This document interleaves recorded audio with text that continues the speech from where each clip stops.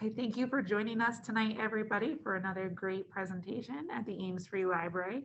We're so thrilled to be welcoming Caroline Ailanthus, who is primarily a science writer, but her fiction blends science and story. Caroline is also the author of the Climate and Emergency blog. An Ecological Memory, the book she will be talking about tonight, is her second published novel. She grew up in Delaware and attended various small odd schools, mostly in New England, which as a small, odd, old library, we can appreciate. And she earned her BA in environmental leadership and a master's in environmental studies. She is joining us tonight from Maryland, where she lives with her husband and assorted animals. So Caroline, I will pass it over to you. Thank you. Thank you for coming. I should say my notes have gone unresponsive for some reason, so hopefully they will come back, but I have this, it will be all right.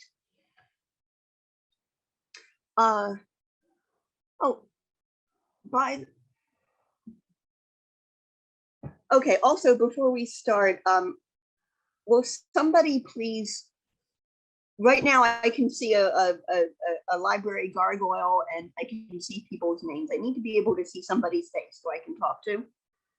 So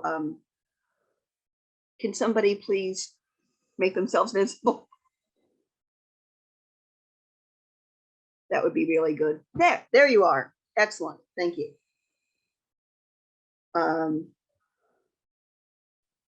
Yeah. So,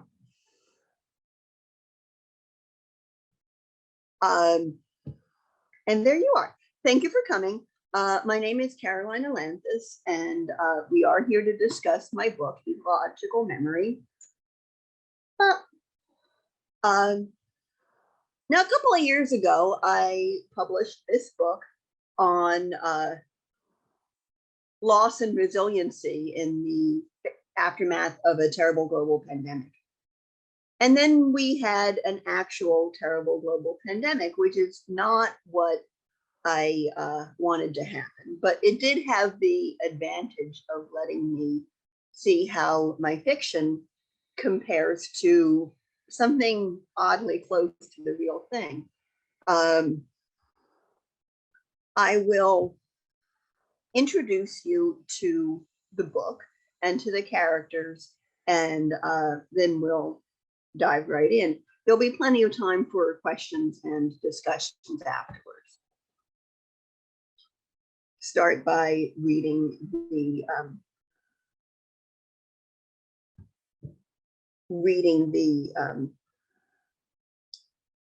sorry, I'm fighting with my notes as I'm doing this, which is not optimal, but you know, you write about a global pandemic, weird things happen. It's just the way it is.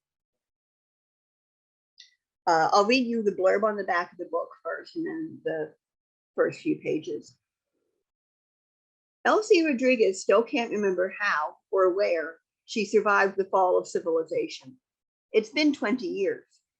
All she has now is a few memories of the trees she played among as a child. Fortunately, Elsie is apprenticed to the brilliant and mysterious itinerant ecologist, Andy Coten. If anyone can figure out where the forest of her memory grew, he can. But Andy, too, is lost. When the old civilization fell, his son vanished. Now he has questions he can neither answer nor let go. In helping Elsie reclaim her home, can Andy, too, find peace? Part scientific detective story, part post-apocalyptic travelogue, Ecological Memory is, at heart, a tale about what happens after you lose everything.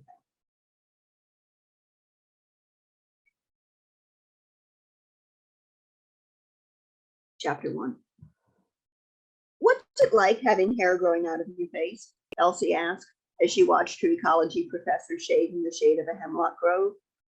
He paused and looked at her. "You have hair growing out of your face," he said. "You should know what it's like." Elsie's cheeks grew hot and she looked away. She was sensitive about her few chin hairs. But Andy didn't insult and he rarely teased. He probably just meant her eyebrows. She turned back and watched him shave again. He let her watch, ignoring her gaze, as distant and professional as if they sat in his classroom back on campus. She felt safe with him. She didn't know why. She never played the little kid except with him, but she couldn't tell if he liked or merely tolerated the act. Without his white stubble, he looked younger, but Elsie could not guess his age. Personally, he remained a mysterious blank. Professionally, she knew he was impressive. Dr. Andrew Cote was one of the few scientists left from before the pandemic, and unlike a lot of survivors, he hadn't left his old career behind.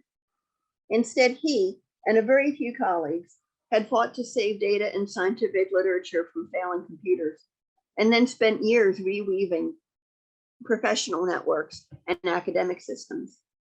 20 years later, he was still at it, crisscrossing the country on foot every summer. She planned to be an environmental educator, not a researcher, but she'd asked him to sponsor her application to the professional guilds anyway. Nobody knew more than he did about how science functioned as a human community, and nobody was better than him at explaining how to work with people. That, and she admired his simple, fearless doggedness. Everything else was a matter of rumor. People said he'd lost his wife and children in the pandemic, but of course a lot of people had. It was his refusal to discuss his family that lifted common tragedy to mythic status. Opinions split over whether he had remarried. Elsie had noticed, traveling with him, that he recorded video messages to someone every night on his little tablet computer. He didn't know she knew. She had overheard him once, just the tone of his voice, soft and gentle, and she had resolved to never overhear again. She'd defend him from anyone, if necessary, even from her own curiosity. She never asked him if the rumors were true. She did once ask him to explain what 10% survival rate really meant in human terms. Andy had knelt beside her and asked her to put out her hands. She'd laid them, all 10 fingers, on the cool brown needles of the forest floor. The man drew his pocket knife and brought it down, hard, on her left pinky.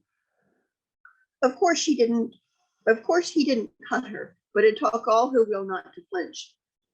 He repeated the motion with each of her other fingers, and each time she felt a thrill of fear and the impression of the knife blade lingering on her skin.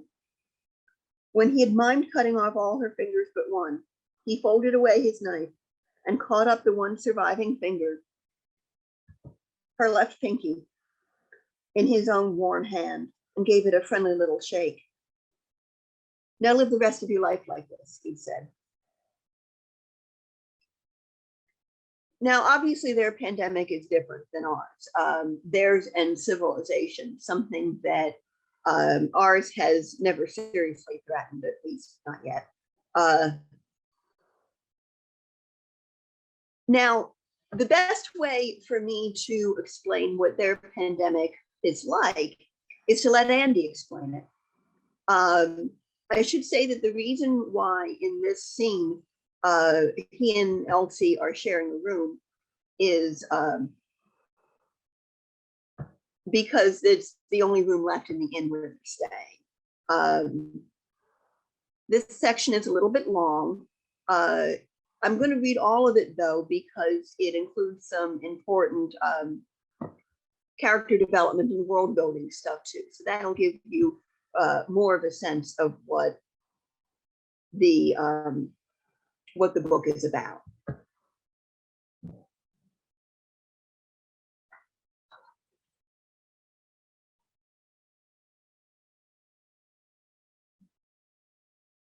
This left Elsie and Andy nothing to do but retreat to their single room. Elsie wasn't especially attracted to Andy. She assumed he reciprocated her non-interest. But she couldn't ask him. He was her teacher, and he was some unknown but large number of years too old for her anyway. The subject was closed. The sense of the forbidden, plus not actually knowing for sure, gave the whole situation an ambiguity that could have been sexy and exciting with the right person. But with Andy, it was just awful. In the dark, she could hear him shifting around in bed. He seemed uncomfortable with the arrangement too. She wanted to do something to reassure him, to dial back the ambiguity at least a little bit. "Tell me a story," she said in her little girl's voice. "I don't know any stories," he confessed. "I used to have to read to my daughter instead. I couldn't make anything up." "That's okay. I don't know any stories except my own." "That's the one I want to hear." "It's not a great bedtime story." "Tell it to me anyway." And this time, to her surprise, he did. Andy had indeed been uncomfortable. He knew there were men in his position who took advantage, and he didn't like to think that Elsie might fear him. But he felt no ambiguity, no attraction. She was just too young. If Sarah were still alive, she'd be about the same age. When he'd spoken of reading just now, he'd been thinking of Sarah, not his living daughter. He did not ask himself why. And so, when the girl asked, he gave in without thought, without caution, and gave her a bedtime story. The first thing that came to mind was the scent of the desert. The Sonoran Desert doesn't smell like anything else. It doesn't smell like a beach, although the soil is often sandy. Nor is the scent exactly explained by its mix of plants, though they do contribute. If it rains anywhere within miles, you can smell the creosote bushes come alive. A scent like an eastern hemlock grove, only more so, flows along most watercourses, the perfume of invasive tamarisk trees. The cloying aroma of desert willow could distract a hiker in April. But underneath all of that is something else, something delicate.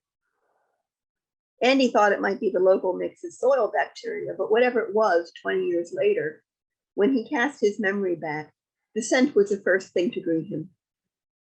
"When the pandemic came," he began, "I was out west, alone in the desert, working. I got the news online."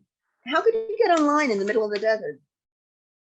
"There were cell phone towers everywhere. There were a lot of people back then, so there were a lot of cell phone towers. We had almost universal coverage there at the end."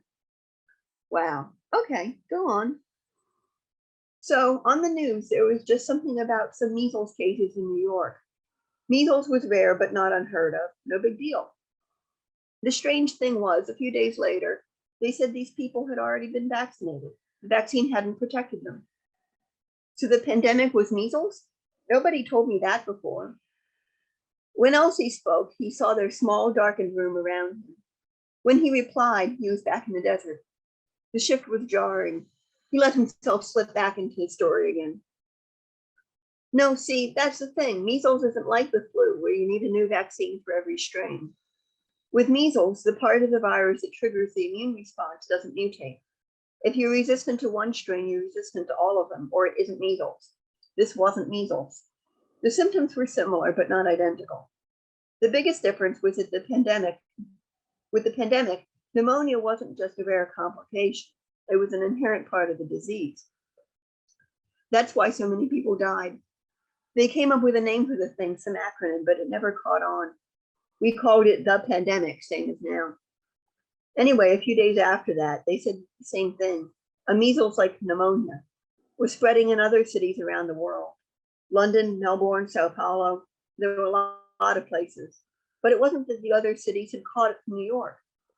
As far as anybody could tell, they'd actually all gotten the disease at the same time. It just took a week or so for somebody to figure out the news stories in different countries matched. Wait, multiple cities all at once? Was this thing on purpose? Yeah, probably, but nobody ever proved it. Nobody even settled on a really good motive. The people who did it are probably all dead by now. That's horrible. Well, yes, it's a horrible story. Do you want me to tell it? Yes, please. Sorry. The thing is, only a few dozen people were even sick yet. We'd had pandemic scares before, but they never really amounted to anything. As weird as this one was, I figured the public health people would just take care of it. Civilization seemed really remote to me that winter, and I had a lot to do. I had to map out potential bat roosts and nectar sources so I'd know where to put my interns during spring migration. I didn't know they were underestimating the scope of the disease. The public health services, I mean. A lot of people were misdiagnosed who just never sought help.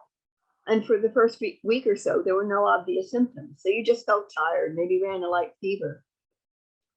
Nothing you'd go to a doctor about, but you were already contagious. So however many people the CDC knew were sick, there were always many more. And those extra people each infected an average of 10 more. So when the authorities tried to contain the disease, it was already outside the container. We never had a chance, but we didn't know. So I just kept doing my job. When I went into town for another month or so of groceries, I noticed people were freaking out, but that always happened with pandemic warnings. So I ignored it and went back out. But then my wife called me. She said the mystery disease, the pandemic, she said it was in Boston. It was in a lot of cities by then, Chicago, LA, Dallas, anywhere with a major airport. But we lived in Keene, right near Boston. And there were little satellite infections springing up in smaller cities and towns all over. Everywhere they screened, they found the pandemic already there. But she didn't call to tell me all that. She'd assumed I already knew. She called to tell me not to worry about her, that she and the kids were fine, that I should stay out in the desert like a reverse quarantine for as long as I could, so I wouldn't get infected. She'd heard the disease was in Tucson, right near me. She wanted me to stay safe. What did you say? I said, F that. What would you think I'd say? I wasn't going to let my family face this thing without me. So I packed up my stuff and drove to Phoenix. I was going to catch a plane, get back east. But I got to Phoenix and there were no planes. They just imposed a travel ban that day, a few hours before I got there. The airport was full of people. There were still planes landing, but nobody was allowed to take off and everyone was shouting and waving money around. It was insane. I remember sitting at the airport trying to figure out what to do, watching the TV there, all about the emergency measures. And then my cell phone rings and I'm sorry, this is just, I know, your wife, I'm sorry. And my daughter, I'm really sorry. Thanks, Andy said. He remembered for a moment, not sadness, which he had no time for back then, but simply how surreal everything was. How the president on TV calmly discussing the imminent end of civilization with the pandemic rash already on his face had seemed no more remarkable than the giant airplanes coming into land outside. Neither had looked quite real.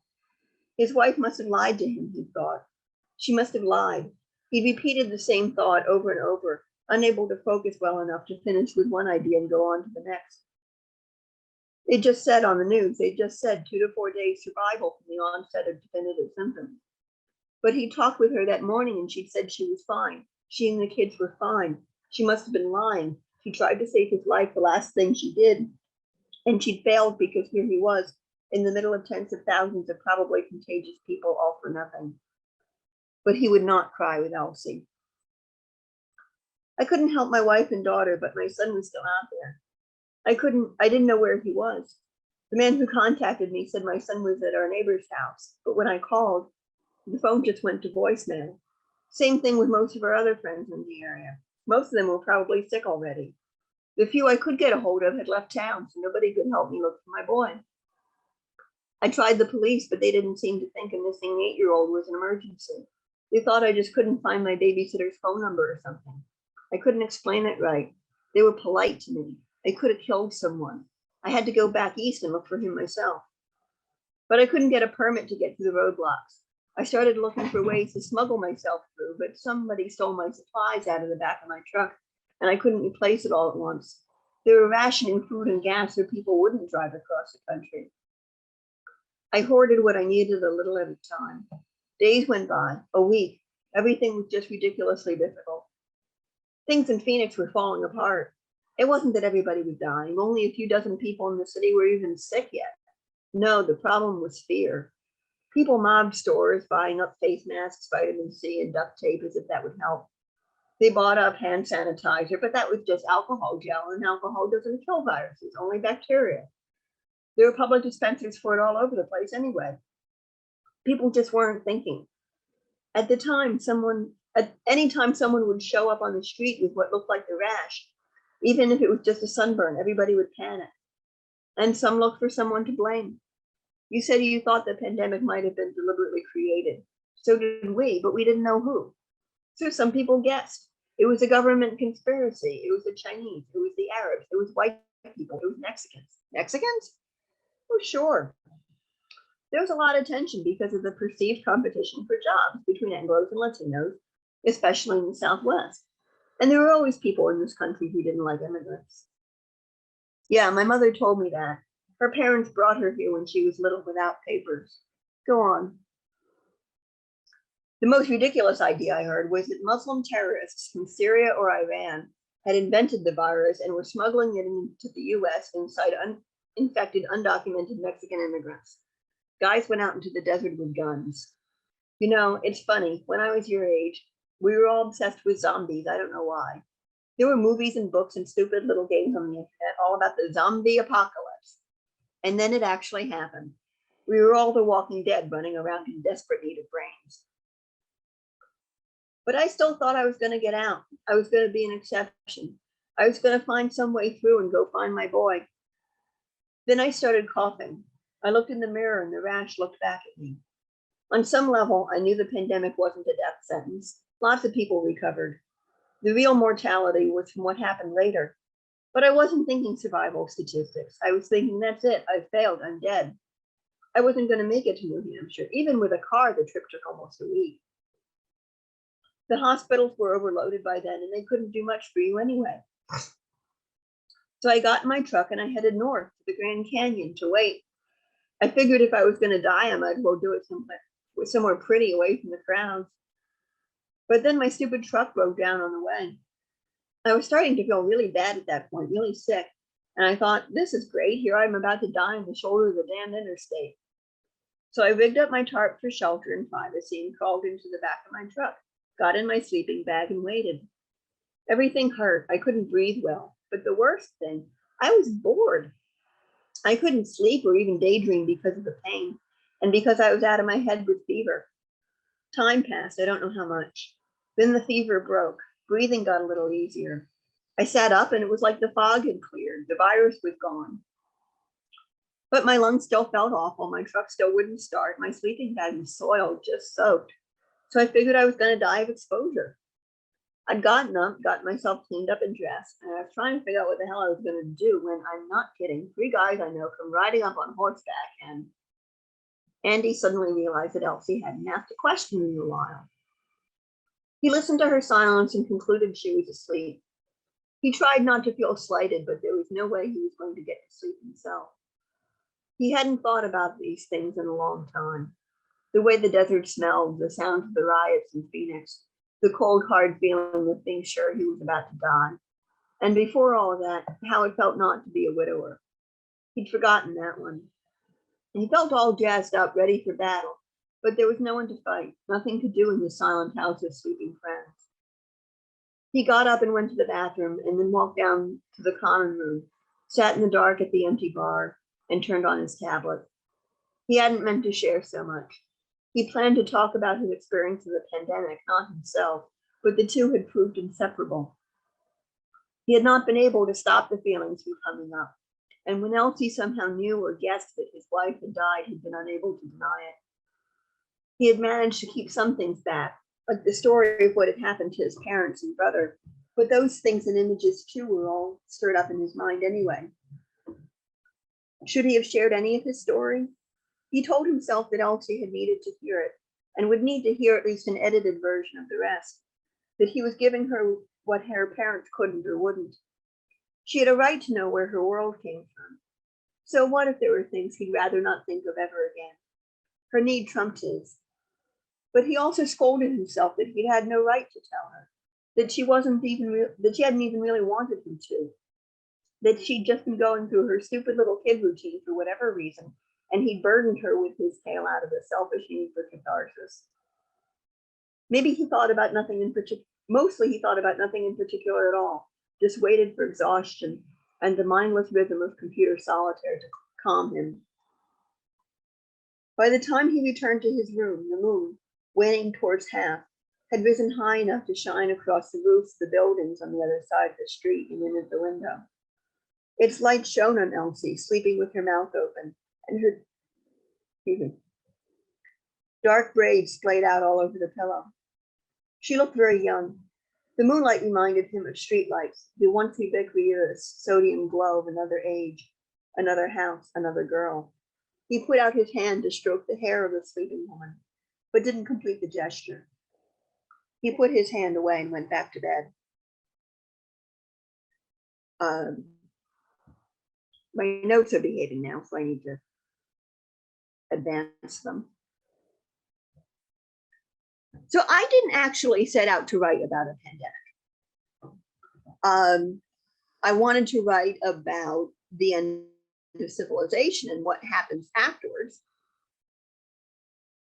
And I needed a thing that could destroy civilization. So I picked a horrible disease. But if I'm going to write about something, I want to do it right. I wanted virologists to be able to read the story and not, start twitching.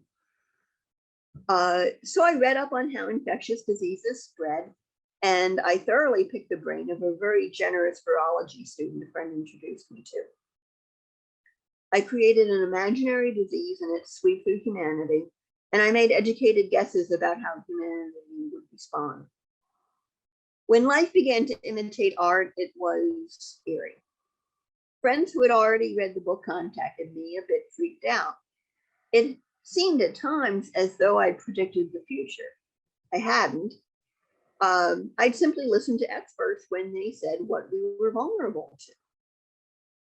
And what characteristics a disease would have to have in order to become a serious pandemic.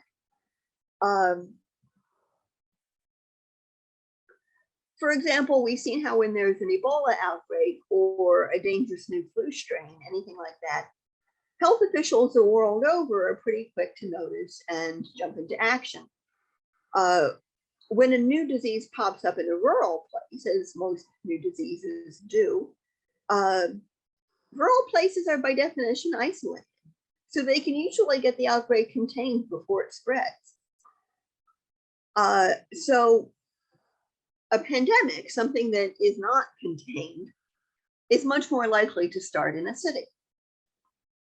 Similarly, you might think that the worst case scenario is something like Ebola because it's just so horrific.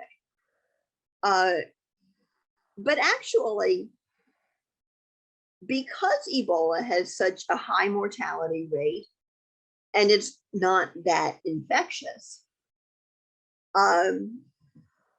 outbreaks are really easy to keep track of and relatively easy to contain. I mean, you're not going to have an Ebola outbreak in your village and not notice. Far worse would be a highly contagious disease that sometimes has mild symptoms or none at all. Something like that can spread under the radar, and it would be impossible to contain, especially if it starts in the city. And even a relatively low mortality rate becomes catastrophic if enough people get sick.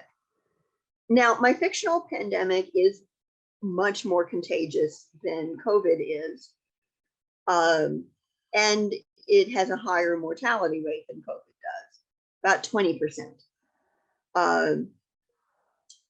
But still, in these broad outlines, the diseases are similar, but of course they're similar. They have to be. If COVID weren't similar, it wouldn't have become a pandemic.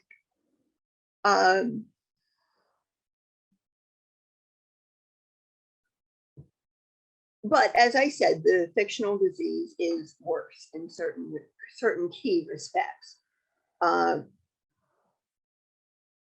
having spent a couple of years imagining disaster, I might have let myself get really upset, really panicked by COVID when it happened, except that my years imagining disaster had been very closely linked to science.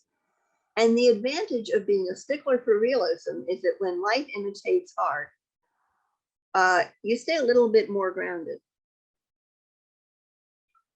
And you know, civilization isn't, you know what's not going to destroy civilization.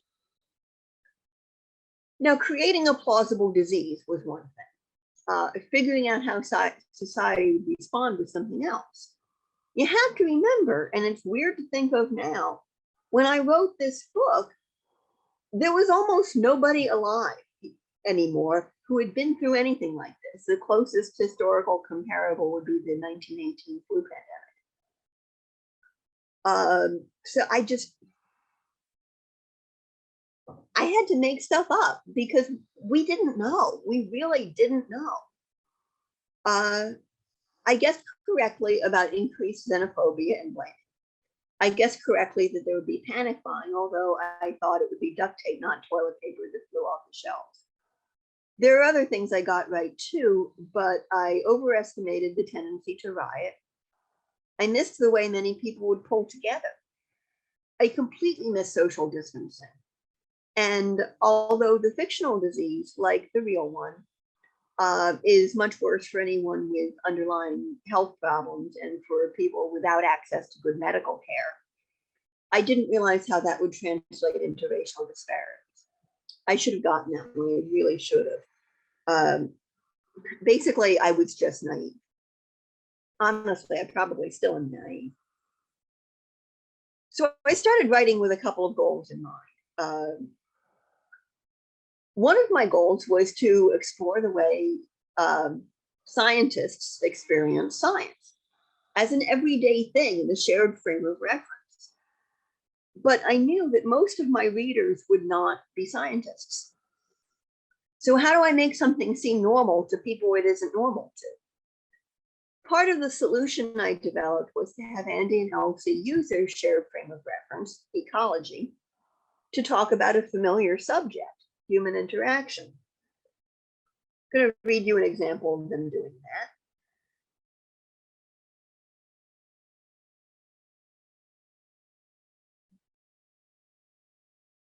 If this were a movie, she said in a dreamy voice, you'd turn out to actually be my real father. She was lying on her belly, chin in hand, kicking her feet idly.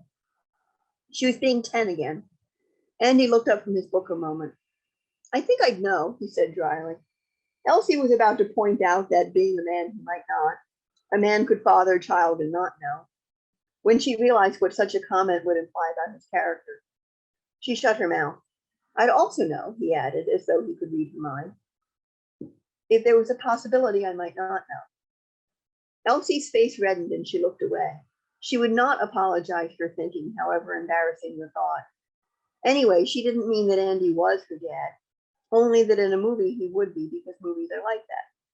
He wasn't even her father figure, not exactly. She didn't know what Andy was to her or what she was to him. She didn't even know for sure if she was important to him at all. The silence stretched out for a while. I have some articles on insect host plant choices, Andy said finally. If you want me to send them to you too? Sure. Somehow she had started to specialize in insects and how they interacted with human communities. She was researching now for a series of more in-depth workshops on the subject.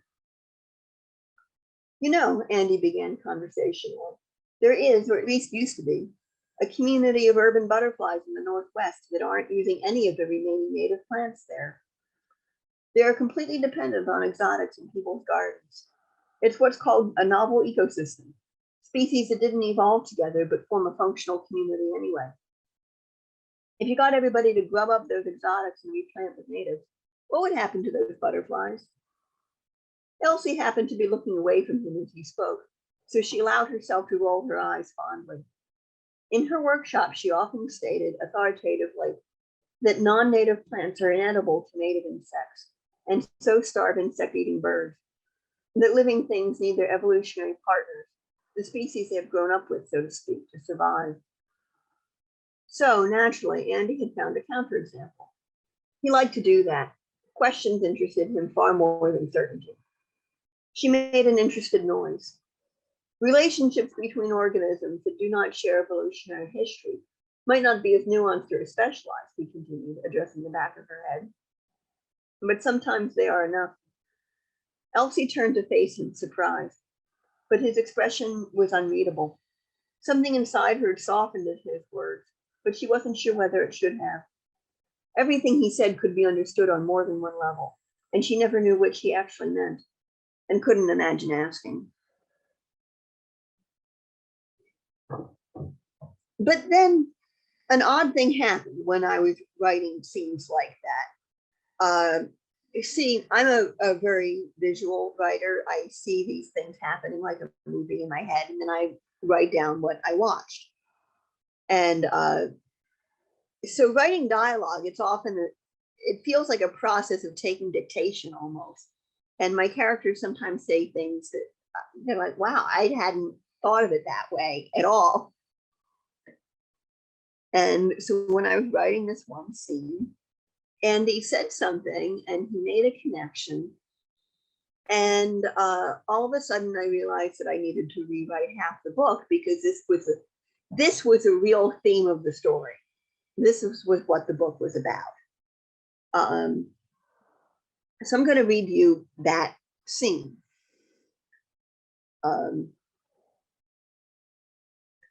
I should explain what's happening in here is that Andy and Elsie are having lunch on a ferry boat. It is good, Andy pronounced. Does it actually taste like fried oysters? Sort of, Elsie replied, a little. You've never had oysters? No. He obviously thought the answer self-evident. Have you ever broken Jewish dietary laws? I break some of them often, but the laws I do follow, I haven't broken those since I wrote East the first time. Why not? Why follow some laws and not others? I don't know. You're like my mother, Elsie commented and took a bite of her roll. Excuse me? You're religious the same way. She says I was christened, and she crosses herself sometimes, but she didn't object when I didn't want to be confirmed. She only goes to Mass on Christmas and Easter. I don't think she prays anymore. So she's like you. She's religious out of habit. Andy leaned back and folded his arms over his chest. In my case, it's a little more than that, he said after a pause. I'm Jewish because my mother was Jewish. She was because of her parents. One of my grandfathers had the numbers, on his arm. If I assimilate, if I start thinking and acting like everybody else, then for what did they survive? Why did they come here to America, if not for me to be able to live as a Jew here? And he went back to eating his roll. The boat started moving again with a small jolt. Elsie exhaled, blowing the hair out of her face.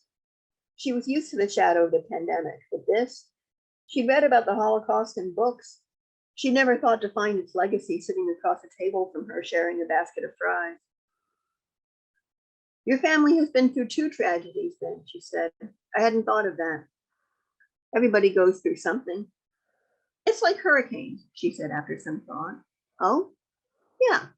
The Great September Gale, the hurricane of 1938, Tropical Storm Irene, Hurricane Odette.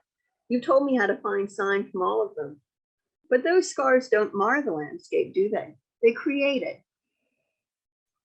What you're talking about is disturbance history, Andy told her. Say, fire. People look at wildfires, they think it's the end of the world. And as he spoke, he noticed he had a blob of ketchup on the back of his left hand. It looked almost like blood. He put his roll down and used his ketchup hand as a sort of a palette, daubing a violently red spot in the middle of the table with his right index finger. And it is the end of the world, he continued, if your world happens to be encompassed by the particular patch that burned. Animals and plants die in fire. Sometimes people do.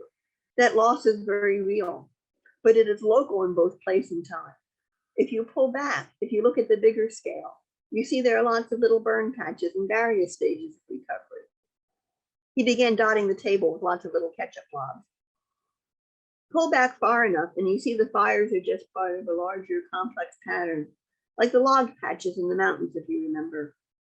He surveyed his work and Elsie laughed to see it. He'd made a rather crooked and pointless smiley face. Now, notice his line. And it is the end of the world if your world is the patch that burned. The loss is very real. The larger pattern he describes doesn't make tragedy not tragic. He knows better than that. He lost family members to the pandemic, and his grandfather lost family to the Holocaust. There is no planet on which things like that are not just awful, but he's an ecologist. And the idea of apparent contradiction between scales is very important in some forms of ecology. What's going on is at a small scale can appear to be the exact opposite of what's going on at a large scale. And yet both are real and in fact, both interact with each other. So we're not using an analogy here. It's not like, let's pretend human beings are ecosystems.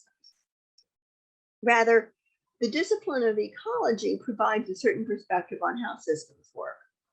Ecosystems are systems, but so are human societies and even human minds.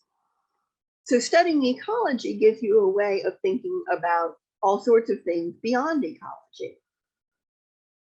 And maybe that kind of perspective helps Andy to cope. It can help other people cope too. I'm not saying that everybody needs to go study ecology.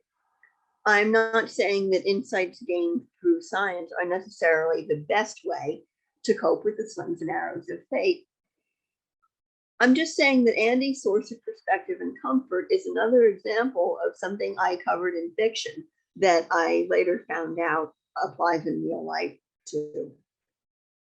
I know that because right after I published Ecological Memory, my sister died. She didn't die of COVID, she had cancer. But the point is that there is no planet on which her death, or the death of any loved one, is anything other than awful. Knowing there is a larger world, a larger pattern, doesn't take that away. But being able to regard both scales as equally and wholly real does make the scale that hurts a little easier to deal with. But I don't want you to think that my book is nothing but science, tragedy, and beautifully described landscapes. Before we close, I want to read you one more excerpt.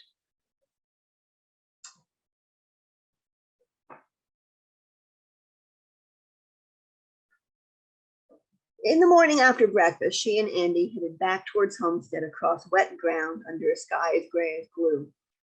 The air still felt damp. A fitful breeze spat cold at them now and then. Is it just that we're so much farther north than I'm used to, or is this cold for April? Elsie asked. It's within the range of normal, I'd say, replied Andy, looking at the sky. You know, I can remember snow on the ground in April around here, a couple of inches.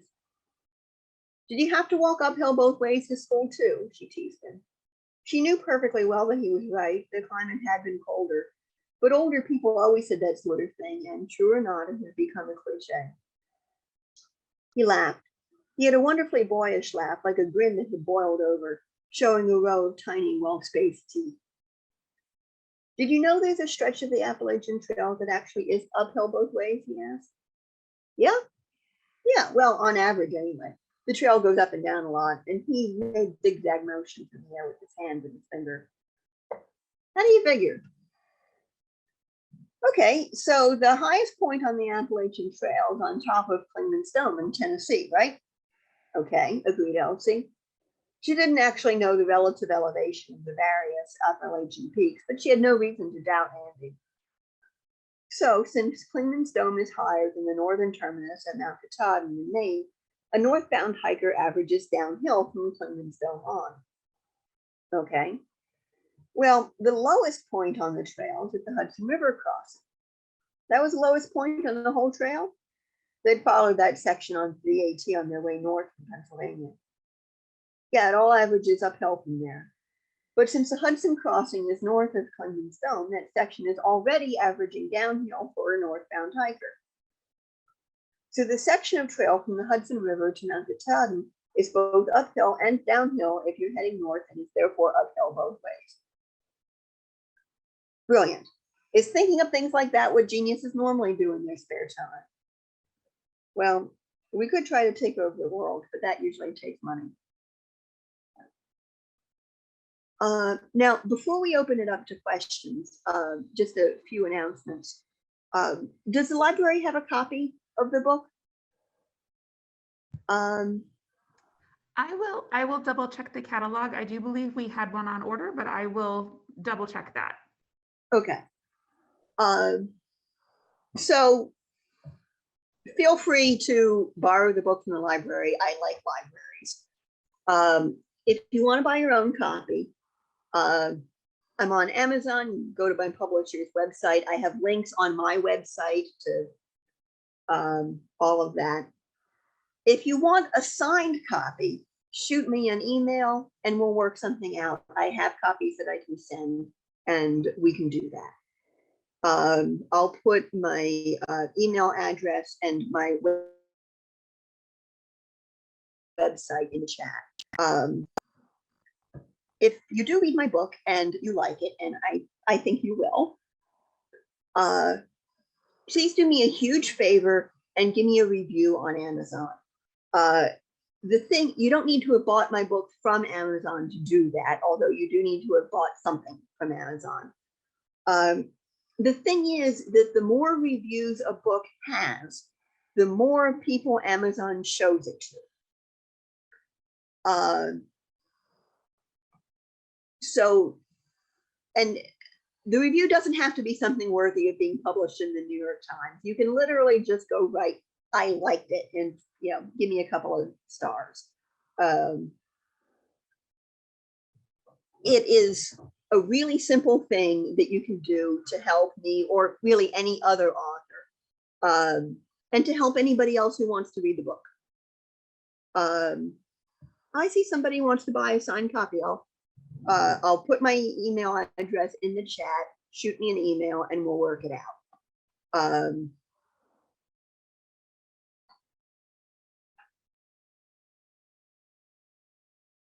And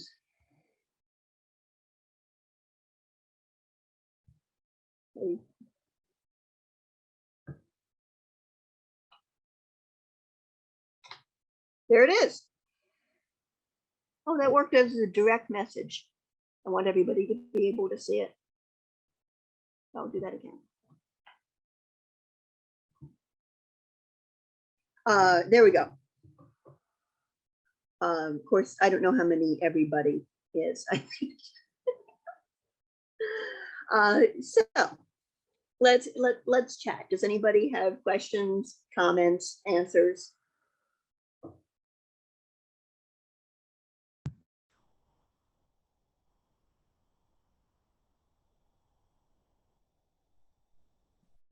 I will take facilitator privilege and take first question. You touched on this a little bit when you were talking earlier about, when COVID hit and, your friends were like, hey, did you predict the future? And, the things you felt that you got right and wrong. In retrospect, after having personally lived through a pandemic now, are there things that you would, if you were writing this book now, that you would do a little bit differently or that you would change? Yes. And in fact, there are sequels in the works. Okay. And the next one in this, some of the other sequels also have scenes set in the pandemic. Okay. They don't run, the sequels aren't set up to run entirely sequentially. And I am changing the way I describe the pandemic. One thing that I have to change that is simply a bow to the way history has turned out. In this book, I use the word pandemic as a shorthand for the entire societal collapse. And I realized that I need to stop doing that because people are, from here on out, people are going to see the word pandemic and think COVID. So I've had to change the language that I use. But more to the specifics of your question, I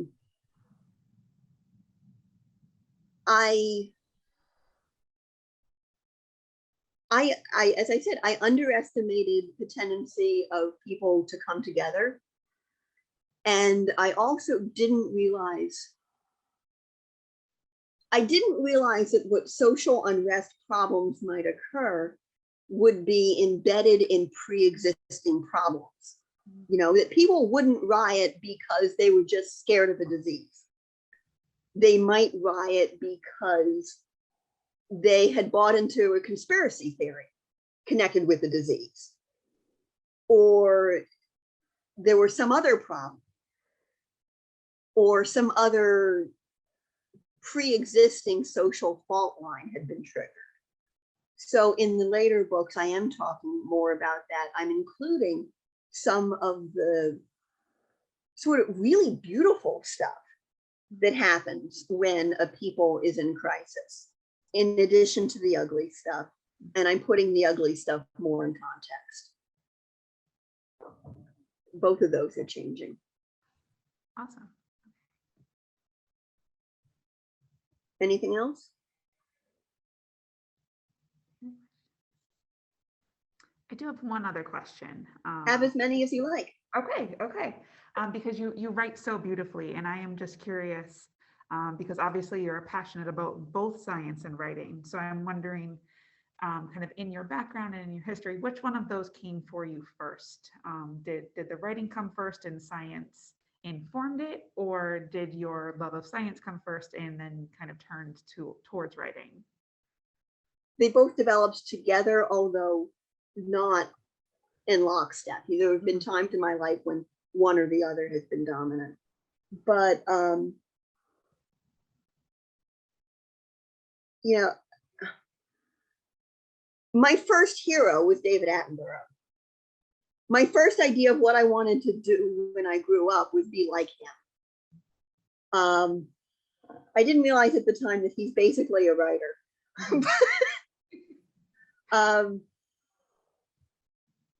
But at the same time, if you look, I mean, some of the drawings that have been saved from when I was a really little kid, before I knew how to write, I would get my mother to take dictation and write on the drawings to explain what was happening.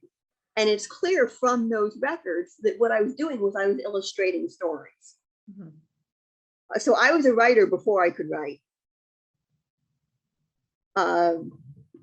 And I've always been fascinated by both.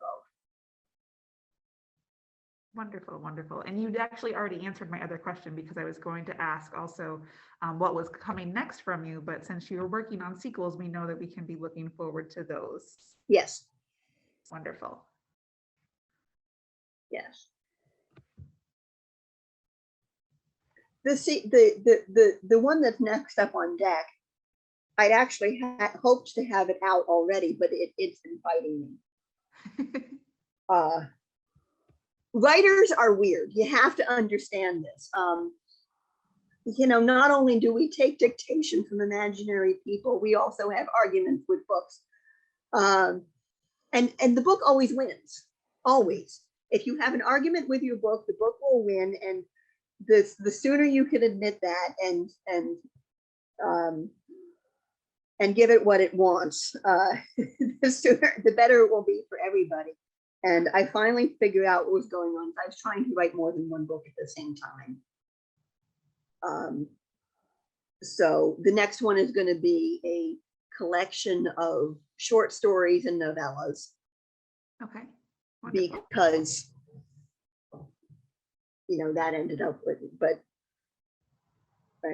I was fighting with it for several years. It happens. It does. Okay, well, I don't have any more questions. I don't know if anybody else joining us this evening has any questions. I think that is it. So I will give everybody a few minutes of their evening back. And thank you again, Caroline, so much for joining us and for sharing. We're so happy to have hosted you and to have gotten to hear your story and hear more from you. All right, and Claire and Brendan, do email me. Yeah, we will. For sure, I wrote it down. Thank you so much. I can't wait to read it, the whole thing. Thank you. Thank you. All right.